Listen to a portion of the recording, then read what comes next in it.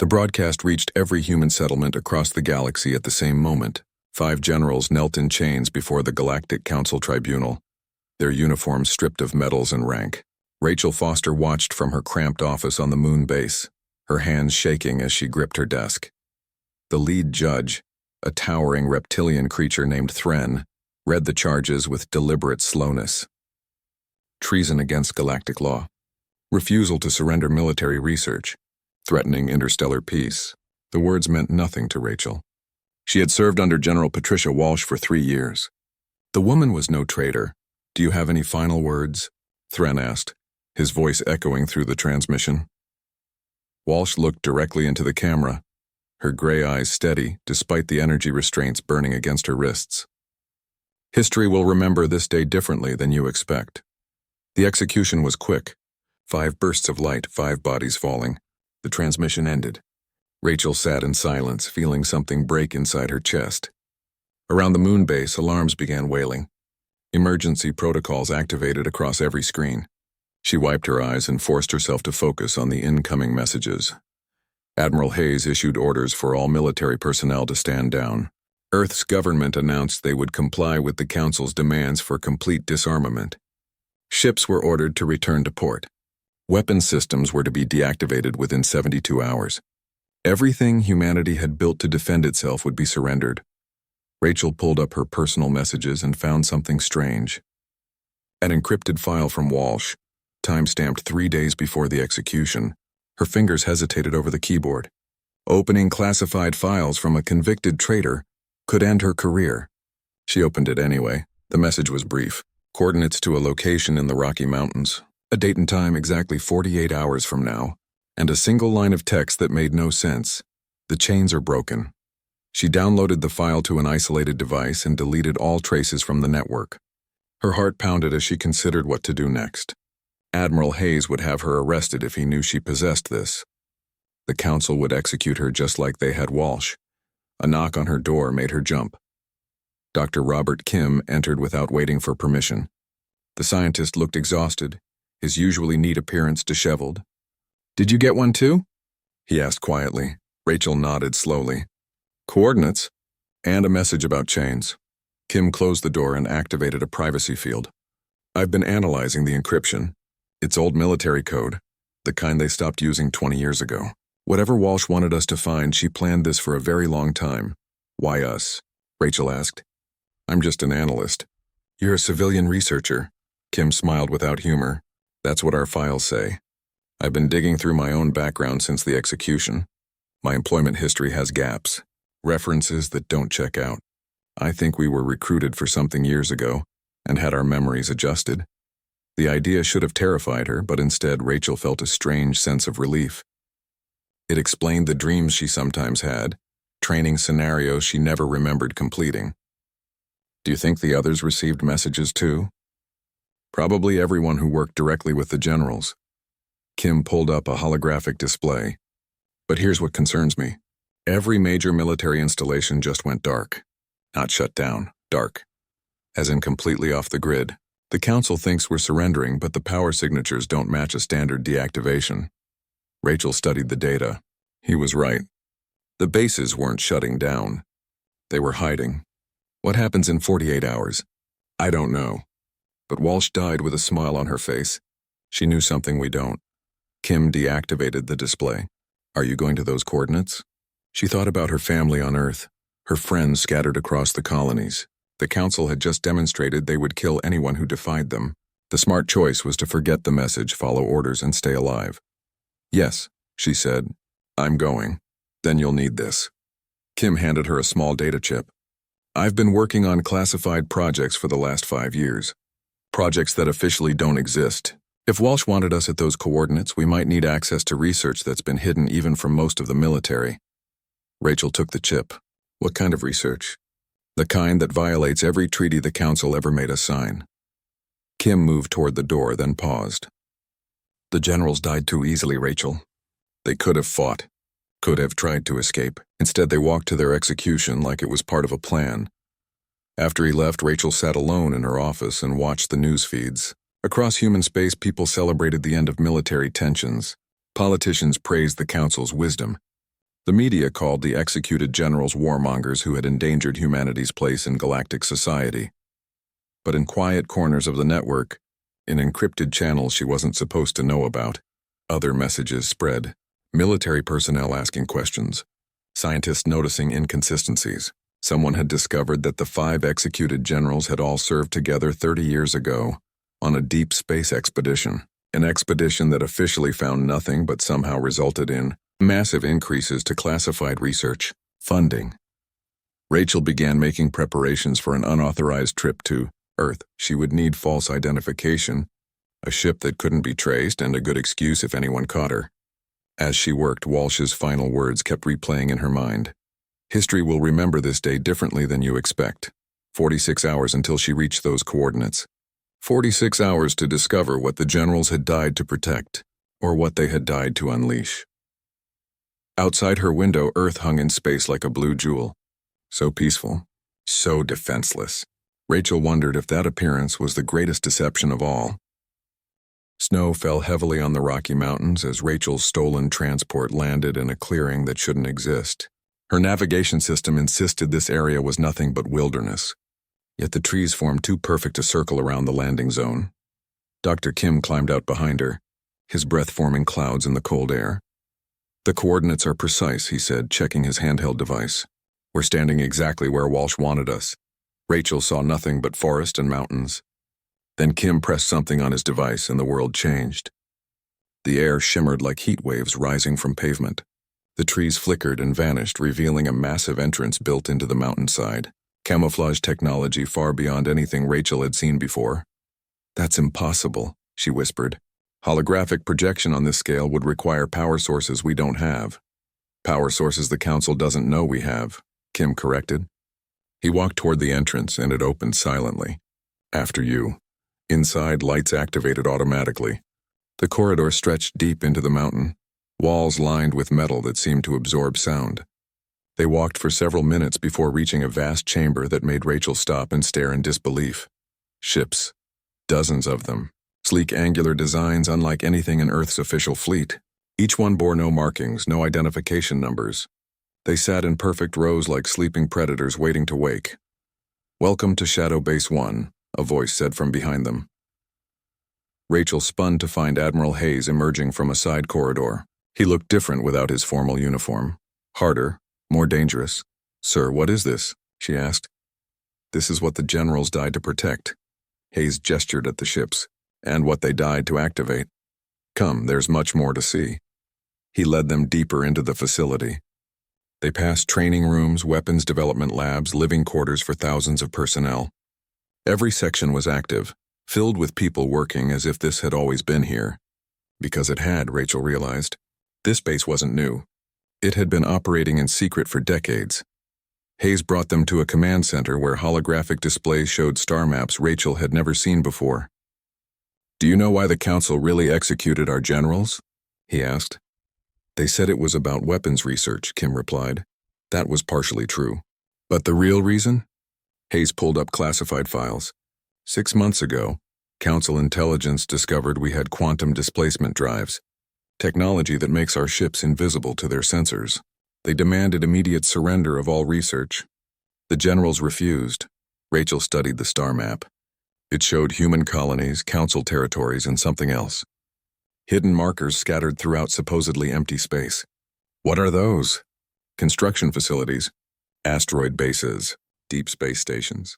For 30 years, we've been building a fleet the Council never knew existed. Hayes zoomed in on one marker. This is just one of 47 bases like this one. Together, they house enough firepower to make the Council reconsider their position on human disarmament. Why keep it secret? Rachel asked. Why not just show them we're strong enough to defend ourselves? Hayes smiled grimly. Because the moment we revealed this capability, the Council would have united every species against us. We'd face a war we couldn't win. But if we stayed weak in appearance, stayed compliant and harmless, they would ignore us. Let us expand. Let us build. Kim was reading through the technical specifications on the displays. These ships use principles that violate Council physics models. Where did this technology come from? That's classified even for most people here, Hayes said. But since you both have clearance you don't remember receiving, I can tell you. 30 years ago, the 5 executed generals led an expedition to the Galactic Rim. They found something, artifacts from a civilization that existed before the Council. Technology so advanced it made Council science look primitive. Rachel felt pieces clicking together in her mind. And you've been reverse engineering it ever since. Not just reverse engineering, improving it, combining it with human innovation. Hayes pulled up weapon specifications.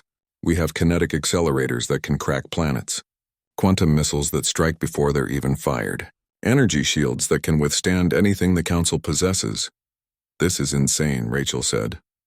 We're not soldiers. We're not equipped for war. You're more equipped than you know. Hayes accessed her personal file. Rachel Foster. Recruited 8 years ago. Trained in strategic analysis, intelligence operations, and deep cover work. Your memories were adjusted to protect the operation. Your entire life as a simple analyst was a cover. Rachel wanted to deny it, but fragments of memory surfaced. Training sessions she couldn't quite remember. Skills she shouldn't possess. Why reveal this now? Because Protocol Zero has been activated.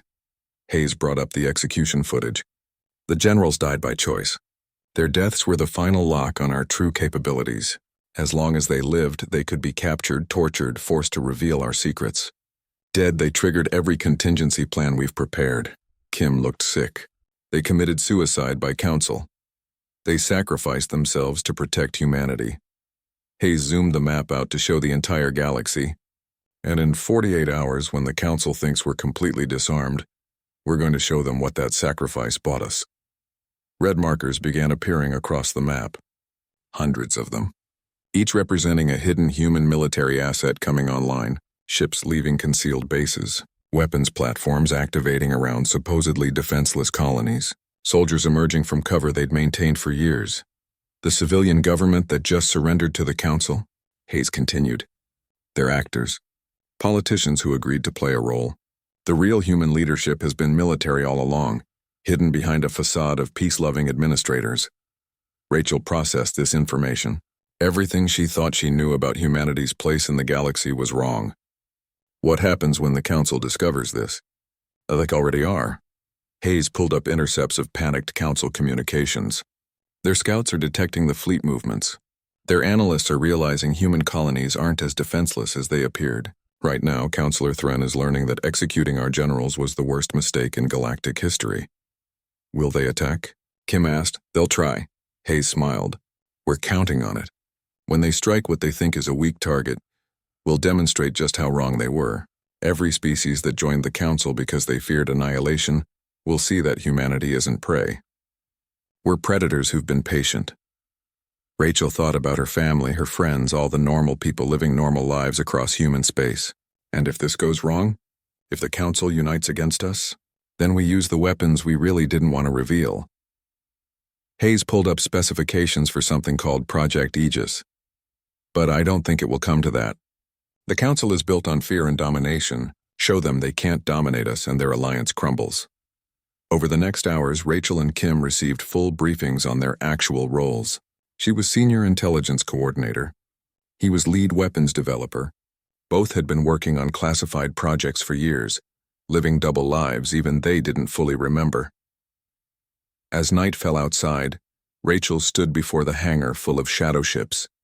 Personnel moved between them now, preparing for deployment.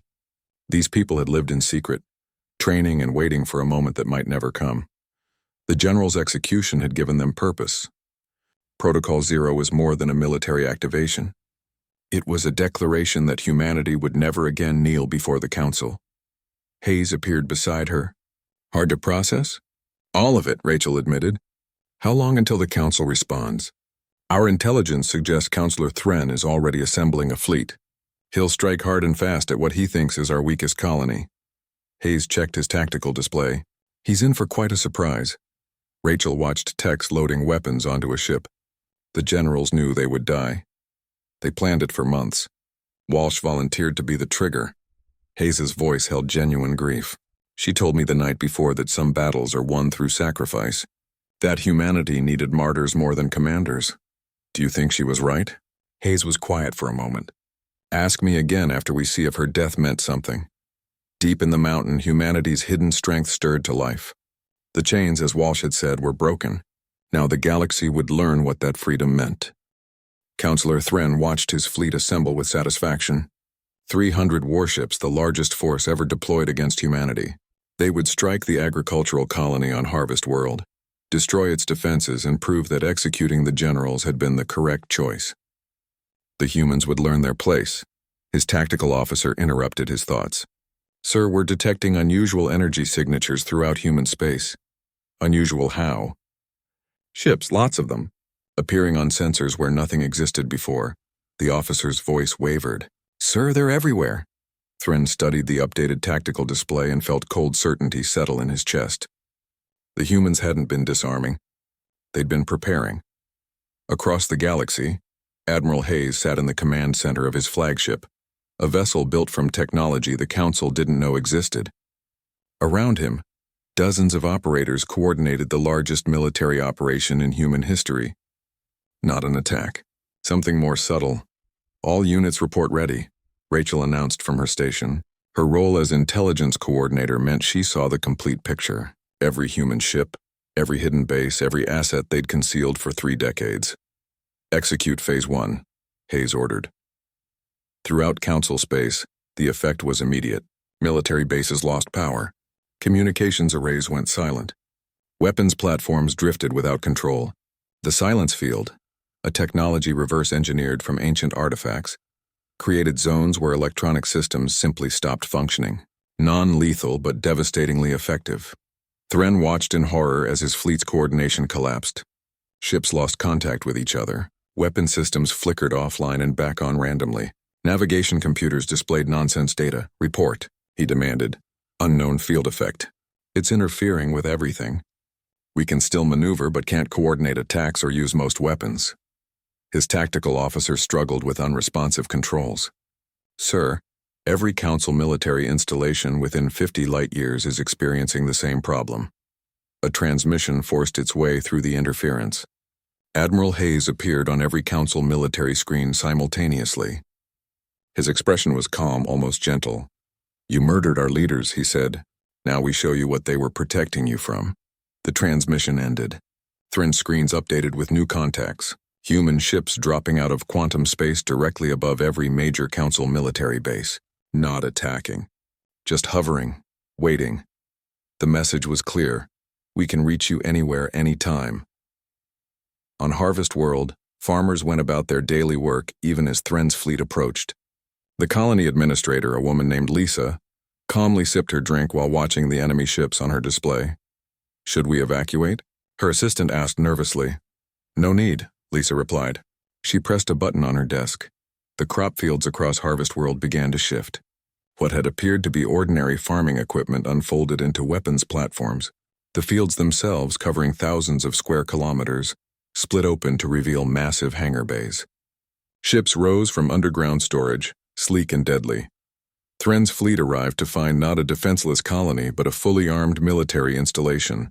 The farmers were naval personnel who'd maintained their cover for 15 years. Every agricultural colony in human space had been the same. A military base disguised as civilian infrastructure. Fire on the colony. Thren ordered desperately. His ships managed a few scattered shots before the return fire arrived. Kinetic rounds moving at relativistic speeds shredded hulls. Energy beams cut through shields like paper. The human weapons were decades ahead of Council technology. The battle lasted 7 minutes. Thren's fleet was destroyed completely. Only his command ship survived, and only because the humans let it. They wanted him to escape, to report what he'd seen. Rachel watched the battle data flow through her systems. Harvest World reports complete victory. 0 friendly casualties. Enemy fleet eliminated. Hayes nodded. And the demonstration? Dr. Kim answered from his station. Ready. I've selected an uninhabited system in neutral space. Far enough from any settlements that there's no risk. Proceed. Across the galaxy, Council leadership gathered in emergency session. The Luminae representative, a crystalline being named 7, spoke carefully. We should negotiate. The humans have capabilities we didn't anticipate. They're bluffing, Thren insisted, his image transmitted from his fleeing command ship. We outnumber them 1,000 to 1. Mass production will overcome their technology. Hayes's face appeared on their console screens. You wanted to see our weapons? Watch. The transmission showed a dead planet in a remote system. Lifeless rock that had never harbored anything valuable. A single human ship approached it, small and unremarkable. Then it fired. The weapon took 3 seconds to charge. When it released, space itself seemed to scream. The planet didn't explode. It simply ceased to exist as a coherent object. Matter scattered into a cloud of atoms. The entire world rendered down to its component elements in an instant. This is what we can do, Hayes said. To any world. To every world. We're not showing you this as a threat. We're showing you what will happen if you force us to defend ourselves. The council chamber fell silent. Seven spoke first. What do you want? Peace, Hayes replied. Real peace. Not the peace of submission, but the peace of mutual respect. Humanity will not disarm. We will not surrender our defenses. But we will not attack unless attacked. You've already attacked our fleet at Harvest World, Thren protested. You attacked our colony, Rachel interjected, appearing beside Hayes. We defended it. There's a difference. The chitin collective representative, a multi-bodied entity called Prime, made a clicking sound. The humans prepared for this confrontation for decades. They hid their strength while we grew complacent. This is our failure, not theirs, Seven agreed. The Lumini propose immediate cessation of hostilities and formal negotiations. Unacceptable. Thren's image flickered with rage. We cannot let this stand. If the humans aren't punished for their deception, every species will think they can defy the Council. Or, Prime suggested, every species will learn that the Council's dominance was built on incomplete information. Perhaps it's time we acknowledge that. The debate raged for hours. Rachel monitored it all, watching as the Council fractured along predictable lines. Some wanted peace. Others wanted war. A few wanted to understand how humanity had accomplished this deception. Dr. Kim pulled up his research data. We're detecting weapon signatures from Thren's personal ship. He's arming something. Hayes checked the readings. That's a planet killer. Old technology but effective. Target? Rachel asked. Earth, Kim said quietly. He's launching it at Earth. The command center went silent. Every operator turned to look at Hayes. The Admiral studied his displays, then smiled. Let it come, he said. Rachel stared at him. Sir? We've been preparing for this scenario since Protocol Zero was conceived. Hayes pulled up specifications for something called Project Aegis. Thren thinks he's forcing us to surrender. He's actually giving us the chance to demonstrate our ultimate defense. You want to use Earth as bait? Rachel couldn't believe what she was hearing.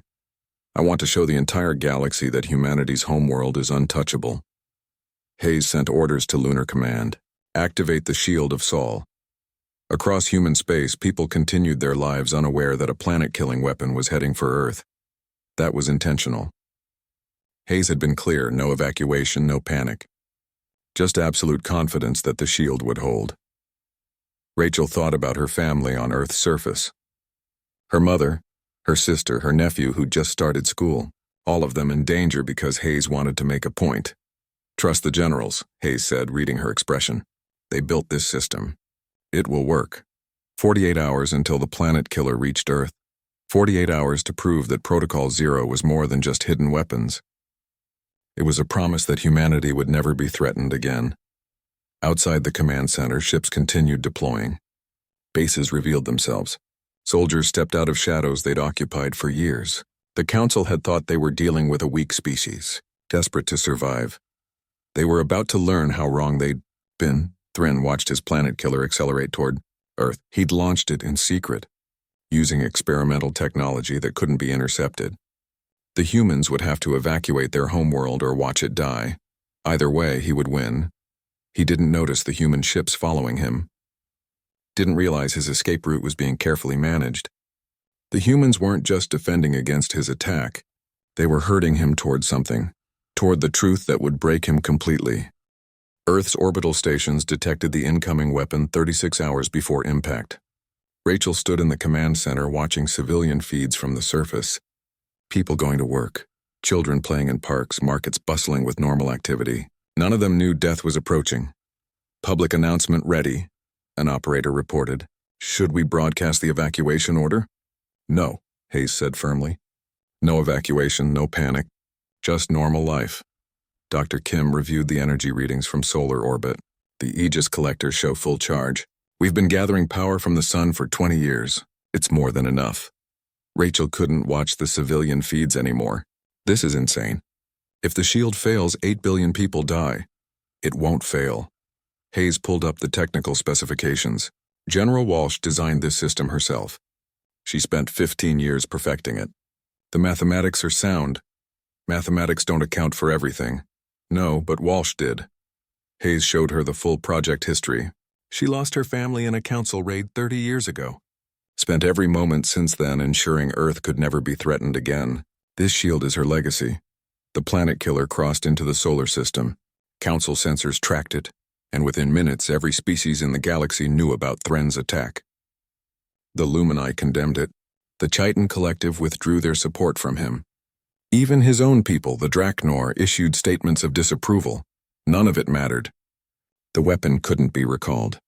It would hit Earth in 20 hours. Hayes authorized a galaxy-wide broadcast. People of Earth, this is Admiral Hayes. You may have heard rumors of an incoming threat. I'm here to tell you there's nothing to fear. Our defenses are active. Go about your lives. Trust in the protection your military has built.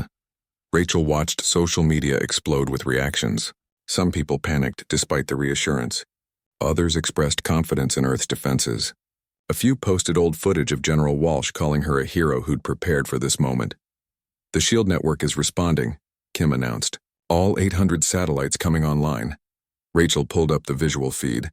Around Earth's orbit, satellites that had been disguised as communications relays began to glow. Energy flowed between them, creating a web of power that encircled the planet. The light was visible from the surface now, turning the night sky purple. What will people think they're seeing? Rachel asked. We've released a cover story about atmospheric research, Hayes replied. But honestly, I don't care if they know the truth anymore. After today, there's no more hiding. The Council emergency session reconvened. Seven spoke for the Lumini. We formally request the humans demonstrate their defensive capability by stopping the weapon. If successful, the Lumini will recognize human sovereignty and military rights. Prime of the Chiton Collective agreed. We also support this measure. Councillor Thren acted without authorization. His actions don't represent Council policy. Convenient, Hayes muttered, watching the transmission. Now that they see we can defend ourselves, suddenly it wasn't their fault. The planet killer entered Earth's gravitational field. Rachel felt her heart pounding despite Kim's confidence in the numbers. 8 billion lives depending on technology that had never been tested at this scale. Weapon impact in 60 seconds, an operator announced. Hayes opened a channel to the entire command network. All stations, this is Hayes. Whatever happens in the next minute, remember why we built this. Remember the generals who died so we could reveal our strength. Protocol Zero isn't about revenge. It's about ensuring no one can threaten humanity again. The countdown reached 10 seconds. Rachel found herself holding her breath. 5 seconds. 3. 1. The planet killer struck the shield of Sol and stopped.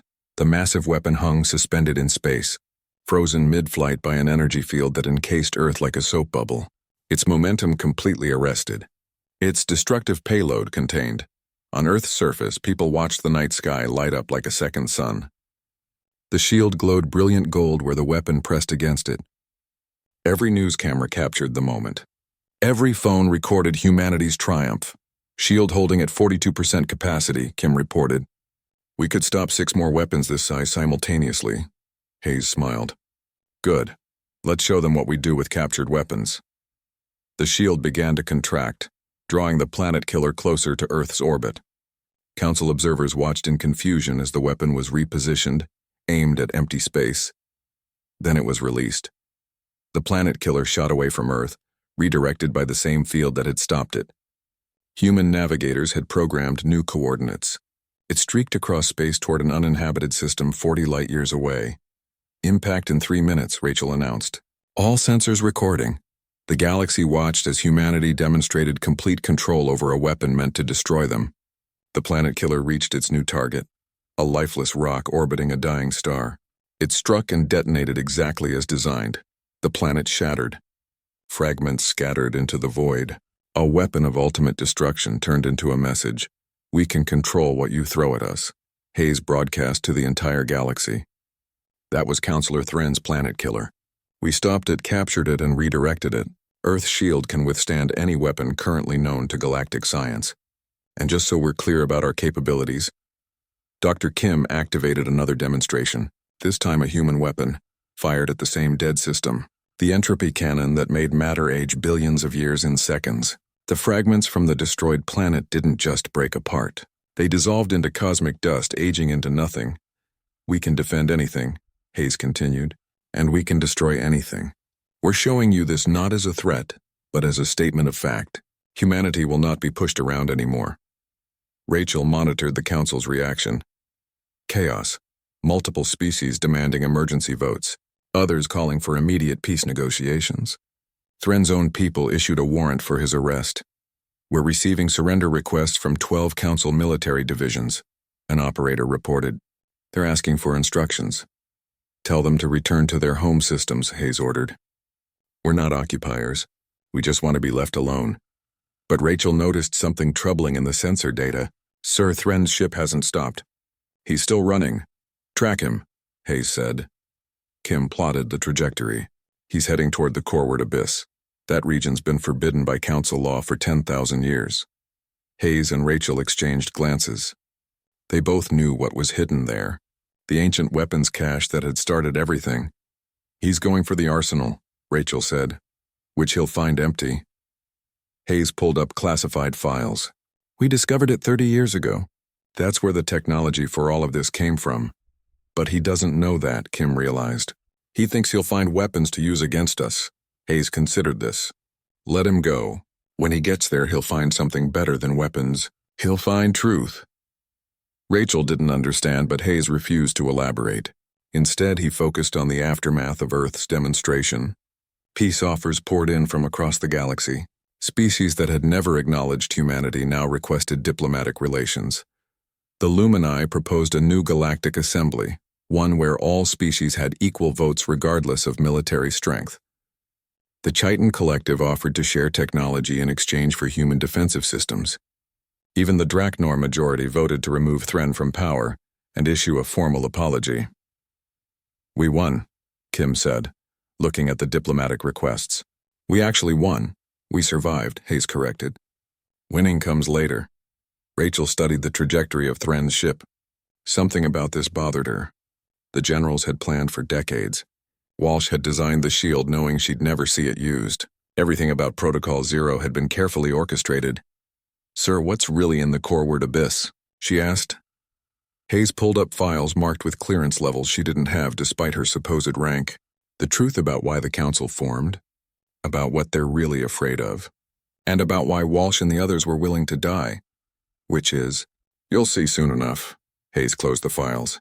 Because whatever Thren finds there, he's going to share. And when he does, this whole situation changes. Changes how? Hayes looked at Earth floating peacefully on the displays, its shield still glowing faintly. Protocol Zero was never just about protecting us from the Council. It was about preparing us for what comes after. Rachel felt cold certainty settle over her. After what? After the galaxy learns what's really out there in the dark. Deep in the coreward abyss, Thren's ship approached coordinates he'd stolen from classified Council archives. Ancient secrets his people had kept hidden for millennia. Weapons that could destroy the upstart humans and restore proper order. He didn't notice the human research vessels already parked at the location. Didn't realize his desperate flight had been guided every step of the way. When his ship emerged from quantum space, he found the ancient weapons cache exactly where the records indicated. Empty. Cleaned out decades ago, and waiting in the facility, monitoring systems that had recorded everything about the artifacts, was a message from General Walsh. A message that would break everything Thren thought he knew about the galaxy. Thren's hands shook as he accessed the ancient facility's computer systems. The weapons cache was empty, but the data terminals still functioned. He'd come here expecting salvation, a way to destroy the humans and restore his species' dominance.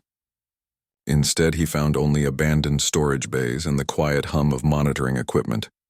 A message activated automatically when he accessed the main terminal. General Walsh's face appeared on the screen. recorded weeks before her execution. Hello, Counselor Thren. If you're watching this, it means you fled here in desperation. I'm sorry it came to this, but you left us no choice. Thren wanted to smash the screen, but something in Walsh's expression made him keep watching. 30 years ago, my team discovered this facility, Walsh continued. We found the weapons your council has hidden from the galaxy, but we also found something else. The truth about why these weapons exist and what they were built to fight. The screen shifted to show footage of the arsenal as it had been 3 decades earlier. Massive energy weapons, reality warping devices, tools of destruction that made planet killers look primitive. Your ancestors discovered this place 10,000 years ago, Walsh explained. They took the weapons, used them to conquer and unite the galaxy under council rule. But they buried the records that came with them. The warnings. Thren felt sick. This couldn't be true. His people had earned their place through wisdom and strength, not stolen technology. I'm going to show you what your leadership has hidden, Walsh said. Not because I want to hurt you, but because you need to understand what humanity has been preparing for. The footage shifted again, this time showing alien texts, star charts, mathematical equations that hurt to look at, and something else. Images of creatures that seem to exist in multiple dimensions simultaneously. Beings made of hunger and void. They're called the Devourers, Walsh continued. An extinction-level threat that nearly destroyed all life in this galaxy 11,000 years ago. The weapons in this cache were built by a coalition of species working together. They managed to drive the Devourers into dark space but couldn't destroy them completely. Thren read the translated texts. His species' hidden history laid bare. The Council hadn't formed through diplomacy. It had formed through fear, built on weapons stolen from those who'd actually fought the Devourers. Your ancestors hid this truth because they didn't want the galaxy to know they'd achieved dominance through theft, rather than merit, Walsh said. But hiding the truth didn't make the Devourers go away. It just meant no one was preparing for their return. This is human propaganda, Thren muttered, but his voice lacked conviction. Walsh seemed to anticipate his doubt. Check the data yourself. Use your own equipment. The warning signs are there. Energy signatures from dark space increasing over the past century. Strange readings from the galactic rim, all documented in your council's own classified files. Thren accessed his ship's systems and pulled up the referenced data. It was real. His people had been tracking unusual activity for decades. Activity they dismissed as sensor errors or natural phenomena. When humanity found this facility, we made a choice, Walsh continued. We could reveal the truth and watch the galaxy descend into panic. Or we could quietly prepare for what's coming. We chose preparation. The screen showed construction footage from Shadow Base 1, ships being built, weapons developed. Thousands of humans training for a war most of them didn't understand. Protocol Zero was never just about defending Earth from the Council, Walsh said. It was about preparing humanity to defend the galaxy from the Devourers. We needed to build strength in secret because we couldn't risk the Council trying to stop us or steal our research. Thren sank into his chair. Everything he'd done, every decision that had led to this moment, had been based on incomplete information. His own people had kept him ignorant. Your execution of me and the other generals served our purpose, Walsh admitted. We needed a trigger for Protocol Zero. A moment dramatic enough to justify revealing our hidden strength. You gave us that moment. The recording paused and Walsh's expression softened. I don't hate you, Counselor. You were doing what you thought was right based on what you'd been told. But now you know the truth. The question is what you'll do with it. New footage appeared showing real-time sensor data from the galactic rim. Something massive moving through dark space. Multiple signatures, each larger than a moon. The Devourers are returning, Walsh said, attracted by all the energy signatures from our recent conflicts. From the weapons you forced us to reveal. They're coming, Counselor, and when they arrive, the galaxy will need every species working together to survive. The recording ended. Thren sat in silence, processing information that contradicted everything he'd been taught. His species, the proud Draknor, had built their empire on lies and stolen technology. A new transmission activated. This time it was live, coming from a human ship that had just entered the system. Admiral Hayes appeared on screen with Rachel standing beside him. We've been monitoring your progress, Hayes said. Did you enjoy General Walsh's message? You let me come here, Thren realized. You wanted me to find this. We needed someone from the Council to learn the truth independently, Rachel explained. If we just told you, you'd think it was manipulation. But finding it yourself, seeing your own people's records. You broke me, Thren said bitterly. We freed you, Hayes corrected. From ignorance. From false pride. Now you get to choose what kind of person you'll be with complete information. Thren looked at his species' hidden files, at the evidence of the Devourer's approach. My people will never admit to this deception. Some already have, Rachel pulled up communications. Your own leaders, when confronted with the evidence, have been remarkably honest. They're terrified. They've known about the Devourers for decades but had no idea how to prepare. And humanity does? We've been preparing for 30 years, Hayes said, using the very technology your ancestors stole. But we improved it. Combined it with human innovation. We have weapons that can hurt the Devourers, defenses that can protect populated worlds. A strategy that might actually work. Might? Thren focused on that word. There are no guarantees in war, Hayes admitted. Especially against an enemy like this. But we have a better chance together than divided. Thren studied the strategic data, the Devourers' approach vectors, the estimated time until they reached populated space. 6 months. Maybe less. What do you want from me? He asked. Return to the council, Rachel said. Share what you've learned. Help us convince the other species that we need unified command. Human command. You want to lead the galactic defense? We're the only ones who've actually prepared for this, Hayes pointed out. Your people have been hiding the problem. The Luminae have been pursuing philosophical enlightenment. The Chiton Collective has been focused on expansion.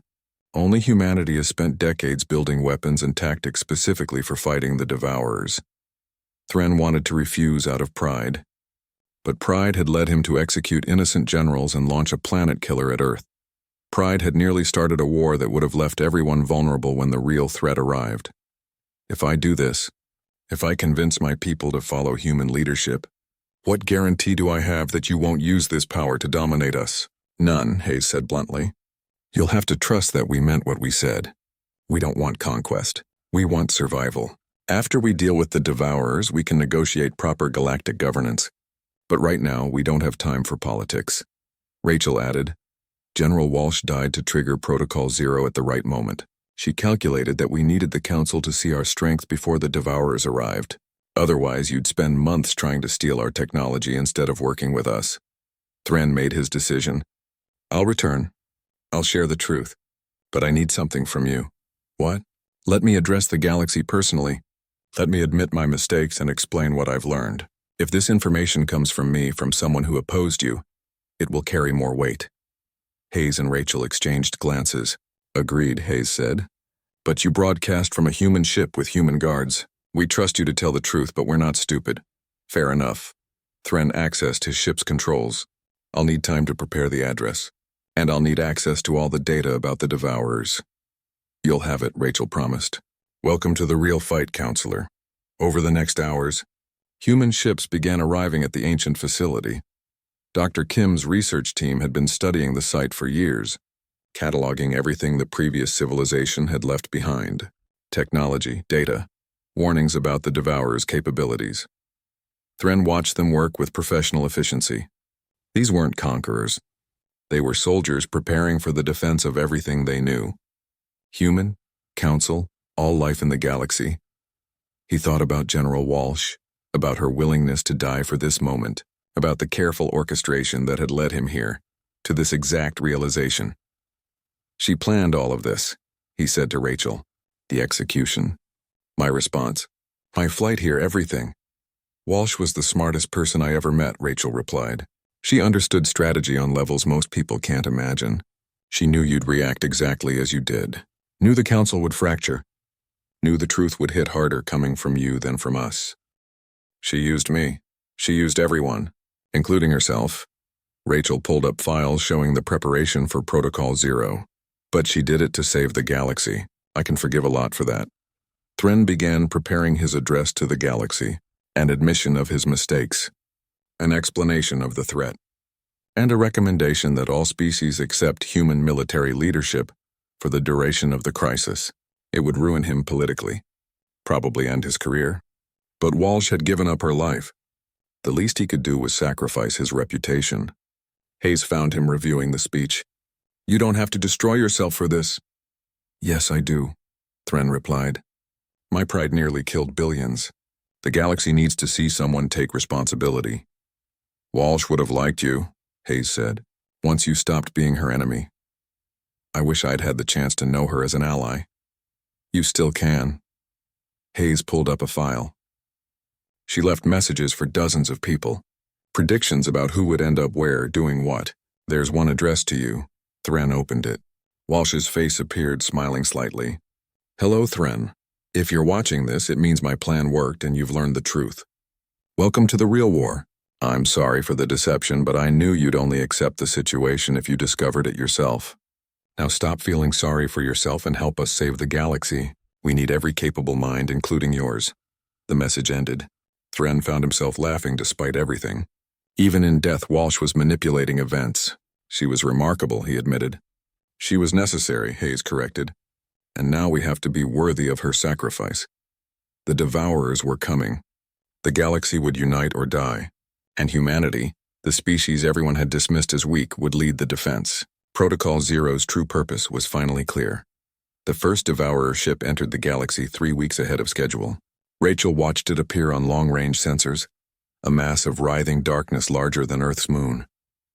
Within hours, it had consumed an entire asteroid field, growing larger with each object it absorbed. Contact with Outer Rim Station 15 has been lost, an operator reported. Last transmission showed the Devourer entering their system. Admiral Hayes studied the tactical display. Around him in the Unified Command Center, representatives from every major species worked at adjacent stations. Draknor, Luminae, Chiton, and dozens of others, all following human coordination protocols. Deploy the Fifth Fleet to intercept, Hayes ordered. Standard engagement pattern. We need to test its capabilities. Counselor Thren, now serving as liaison between human command and council species, relayed the orders. His people had accepted his confession and recommendation, though many still struggled with the idea of following human leadership. The approaching Devourers made such concerns seem petty. The Fifth Fleet engaged the Devourer at maximum weapons range. Kinetic rounds, energy beams, quantum missiles. Everything humanity had revealed during their confrontation with the Council. The weapons struck the creature, and for a moment Rachel hoped they were effective. Then the Devourer grew larger. It's absorbing the energy, Dr. Kim reported from his station, converting matter and energy from our weapons directly into its own mass. Every shot makes it stronger. Cease fire, Hayes commanded. All ships break off and retreat, but breaking off wasn't simple. The Devourer had begun pulling ships toward it, some kind of gravitational manipulation that ignored normal physics. 3 destroyers couldn't escape. Rachel watched their signals vanish as the creature consumed them, metal and crew alike. We just fed it 3 ships and their crews, she said quietly. Hayes's face was grim, which tells us everything. We can't use conventional weapons. Kim, how long until the entropy cannons are ready? The prototypes are functional, but we only have 4 of them. Mass production will take weeks. Kim pulled up specifications. And there's a problem. The entropy effect is unpredictable at scale. It could spread beyond our intended target. Explain. We're essentially aging matter at an accelerated rate. If we can't contain the effect precisely, it could cascade. Age everything in the target area, including our own ships. Rachel understood the implications. We'd be trading certain death from the Devourers for possible death from our own weapons. General Walsh left notes about this, Thren said, accessing the classified files he now had clearance to read. She predicted we'd face this exact scenario. She called it Protocol Infinity. Hayes pulled up Walsh's files. The general had outlined a strategy that made Rachel's blood run cold. Use the Devourer's own nature against them. Let them consume, let them grow, then trigger an entropy cascade that would age the creature billions of years in seconds. The danger was obvious. Miscalculate the cascade, and you'd age entire star systems into cosmic dust. She was planning genocide on a galactic scale, Rachel said. She was planning survival, Hayes corrected. Kim, run simulations. I want to know if we can control the entropy cascade. Over the next days, more Devourers entered the galaxy. Long-range sensors detected hundreds of them spreading out from dark space, each consuming everything in its path. Colony worlds evacuated. Fleets retreated to defensive positions. The United Galactic Forces fought delaying actions, trying to buy time for humanity's scientists to solve the entropy problem. Dr. Kim worked without sleep, running simulation after simulation. Rachel coordinated the evacuations, watching population counters drop as millions fled from advancing devourers. Some couldn't escape in time. She watched colony after colony go dark. "We're losing," Thren said during one command briefing. "At this rate, they'll consume the core worlds within a month." "Then we use Protocol Infinity now," Prime of the Chiton Collective insisted. "Better to risk the cascade than guarantee extinction." "Risk isn't the right word," Kim argued. "The simulations show an 80% chance of uncontrolled spread. We could destroy more systems than we save." 7 of the Luminae suggested a different approach. "What if we don't try to control the cascade? What if we direct it?" Everyone turned to look at the crystalline being. "Explain," Hayes said.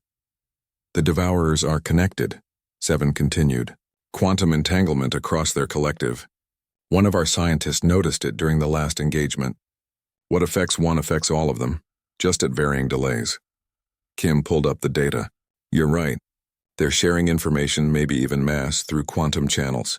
If we could access those channels, we could make the entropy cascade jump between Devourers," Rachel finished. "Use their own connection to spread the effect. But that would require getting an entropy device inside a Devourer," Thren pointed out. "A suicide mission." The command center went quiet. Everyone understood what that meant. Someone would have to fly directly into a Devourer, plant the device, and die when it activated. There would be no escape, no chance of survival. "I'll do it," Thren said. "No," Hayes replied. "We need you coordinating council forces. This needs to be someone else." "I'm volunteering," Dr. Kim said. "I designed the entropy cannon. I understand it better than anyone. If there are adjustments needed during the approach, I'm the only one who can make them." Rachel wanted to argue, but she knew he was right. The mission required someone with deep understanding of the technology. Kim was the logical choice. "I'll need a small ship," Kim continued, "fast maneuverable, and a volunteer crew to get me close enough." "You'll have it," Hayes promised. And Kim? The general would be proud. They spent the next hours preparing. Kim refined the entropy device, making it as powerful and focused as possible. Rachel coordinated with the fleets to create a distraction that would let Kim's ship approach undetected. Thren worked with council engineers to design a quantum transmitter that would track the cascade's progress. The target was chosen, the largest Devourer, the one that had consumed the most matter. If the entropy cascade worked, it would spread from this creature to all the others through their quantum connection. Kim's ship launched with a crew of 4 volunteers, 2 human pilots, 1 Luminae navigator, and 1 Drachnor engineer. 5 people willing to die for a chance to save the galaxy. Rachel watched their approach on sensors. The massive fleet engaged the Devourer, drawing its attention while Kim's small ship slipped through the chaos.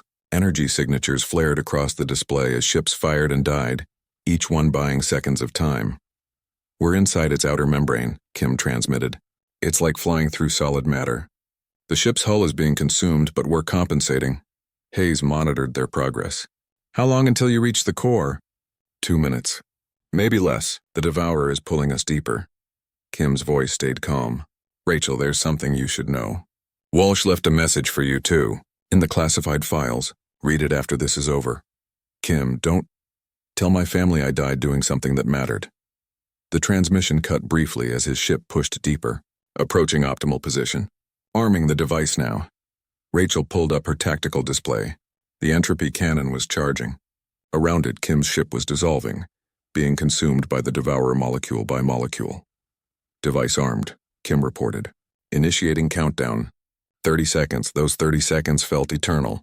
Rachel watched the countdown tick down while monitoring fleet positions, evacuation progress, all the details that kept her mind from focusing on the fact that she was about to lose a friend. 10 seconds, Kim said. "For humanity. For the galaxy. For Walsh's crazy plan." The device activated. At first, nothing seemed to happen. Then the Devourer began to change. Its dark mass turned gray, then white, then started to crumble. The creature was aging billions of years in seconds. Its incomprehensible biology unable to resist the entropy effect. "Cascade is spreading," Thren reported, watching the quantum sensors. "Jumping to the nearest Devourer. And the next. It's working." Across the galaxy, Devourers began to age and die. The quantum connection that made them so dangerous now carried their destruction between them. Each creature aged into dust, then nothing. In less than an hour, hundreds of them ceased to exist. But the cascade didn't stop. "We have a problem," Seven announced. "The entropy effect is spreading beyond the devourers. It's entering normal space-time." Rachel saw it on the displays, pockets of accelerated aging appearing randomly throughout the affected regions. A star aged 1 billion years in minutes. An asteroid field turned to cosmic dust. Empty space itself seemed to be dying. "This is what Walsh warned about," Hayes said. "The uncontrolled spread. We need containment." The shield of Sol technology, Rachel realized. The same energy barriers we use to protect Earth. If we can create pockets of stable spacetime, we'd need hundreds of shield generators positioned precisely, Thren said. "We don't have that kind of equipment." "Yes, we do." Rachel pulled up deployment data. Every major colony, every fleet, every station has shield technology based on the Sol design. We've been distributing it for weeks. We just need to coordinate them. Hayes understood immediately. Create a network of stable zones. Let the entropy cascade burn itself out in the spaces between. "It might work," Seven said, "but the coordination would be incredibly complex. Every shield generator would need to activate at exactly the right moment." "I can do it," Rachel said. "Walsh trained me for large-scale coordination." This is exactly the kind of problem she'd expect. She took control of the unified command network. Every ship, every station, every colony with shield technology received precise activation times. The margin for error was measured in microseconds. One mistake and entire systems would age into nothing. Rachel worked with cold focus, calculating positions and timing while watching the entropy cascade spread. She thought about Walsh, about Kim, about everyone who had sacrificed themselves to reach this moment. She couldn't fail them. "All stations reporting ready," an operator announced. "Execute on my mark," Rachel said. She watched the cascade's progress, calculating its speed and pattern, waiting for the perfect moment. Mark. Across the galaxy, shield generators activated simultaneously. Bubbles of stable spacetime appeared, protecting inhabited systems while leaving empty space exposed to the entropy effect. The cascade couldn't penetrate the shields. It raged between them like a wildfire running out of fuel. Then slowly it began to fade. The entropy effect burned itself out, leaving behind regions of aged space where matter had been reduced to its most basic elements. But the inhabited world survived. The fleet survived. Billions of lives saved by perfect coordination and Walsh's carefully laid plans. "Cascade contained," Seven reported. No further spread detected. The command center erupted in celebration. Different species embracing, crying, laughing in relief. They had won. Against impossible odds, they had survived. Rachel sat quietly at her station, feeling empty. They had won, but the cost had been terrible. Kim was gone. Countless others had died buying time for the final solution. And the galaxy would never be the same. Hayes appeared beside her. "You did well." Walsh would be proud. She planned this, all of it, even the part where we'd barely survive. Rachel pulled up the message Kim had mentioned, the one Walsh had left for her. Walsh's face appeared on her private screen. "Hello, Rachel. If you're watching this, it means we won, and it means I'm dead, along with probably a lot of other people. I'm sorry for that. I'm sorry for all the manipulation, all the secrets, all the pain, but I'm not sorry we survived. You were chosen for this role because you have something rare, the ability to make hard choices without letting them destroy you. You'll carry guilt for everyone who died. That's good. It means you're human. But don't let that guilt stop you from living. The galaxy needs rebuilding now. New alliances, new governments, new ways of cooperating. That's work for people like you, not soldiers like me. So do me a favor. Build something better than what we had. Make all this sacrifice mean something." The message ended. Rachel sat in silence, processing everything that had happened. Around her, the unified command center continued celebrating. Former enemies, now allies. Species that had never trusted each other, now dependent on mutual cooperation. Thren approached her station. "Your friend Kim died a hero. We'll build a memorial." "He'd prefer you build something useful," Rachel replied. "Maybe a research station. Something that advances science." "Both, then." Thren studied the tactical displays showing the aftermath. "What happens now?" "Now we rebuild," Hayes said, joining them. "The old council is gone." "The assembly of free worlds will take its place." Equal representation, transparent governance, no more secrets. And humanity's role? Thren asked. Whatever people need from us, Hayes replied. We're not interested in ruling.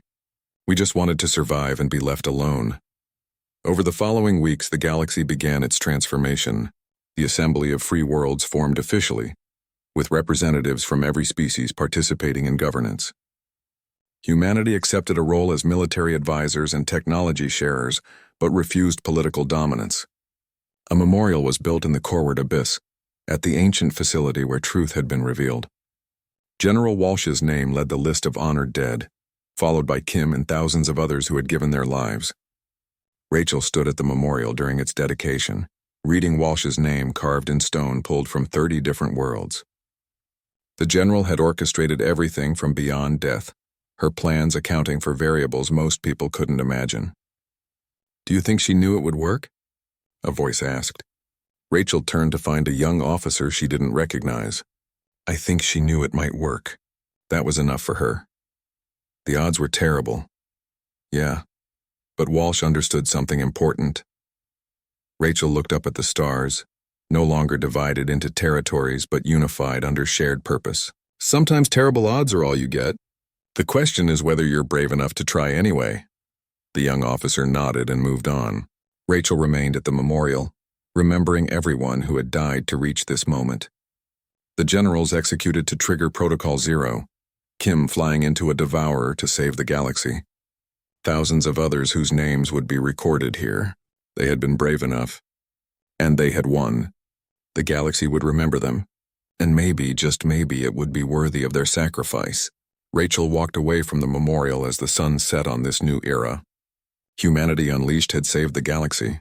Now came the harder work, building peace that lasted, building trust that endured, building a future where such sacrifices would never be needed again. General Walsh's final words echoed in her mind. Make all this sacrifice mean something. She would. They all would. It was the least they could do for those who had died so they could live. The chains were broken. Now they had to prove they deserved that freedom.